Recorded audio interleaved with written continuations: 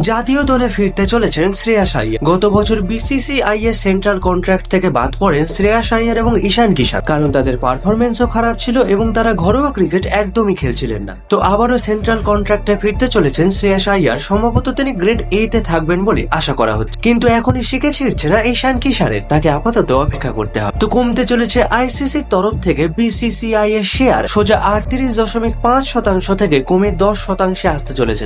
WCA অর্থাৎ world cricket অ্যাসোসিয়েশনের তরফ থেকে 6 মাসের একটি সার্ভের পরে রিসেন্টলি একটি রিপোর্ট সাবমিট করা হয়েছে আইসিসির কাছে, যেখানে তারা দাবি করেছে বর্তমানে যে অর্থ বন্টনের স্ট্রাকচার রয়েছে তা একদমই সাস্টেনেবল নয়। আইসিসি যে টাকা ইনকাম করে তার 83% শুধুমাত্র ভারত, অস্ট্রেলিয়া এবং ইংল্যান্ডের মধ্যে দিয়ে দেওয়া হয়, যা ছোট দেশগুলিকে খেলার জন্য প্রয়োজনীয় অর্থ এবং সাপোর্ট দেওয়া থেকে বঞ্চিত করে। সার্ভের মধ্যে রশিদ খানও ছিলেন, যিনি বলেন, ক্রিকেট আমাকে অনেক কিছু দিয়েছে, আমি চাই না এই খেলাটা শুধু কয়েকটা দেশের মধ্যেই সীমাবদ্ধ থাক। আমরা যে রিপোর্ট সাবমিট করেছি সেই অনুযায়ী যেন আইসিসি সিদ্ধান্ত নেয়। এরকম খেলার আরো আপডেটের জন্য চ্যানেলটিকে অবশ্যই সাবস্ক্রাইব করে রাখুন। ধন্যবাদ।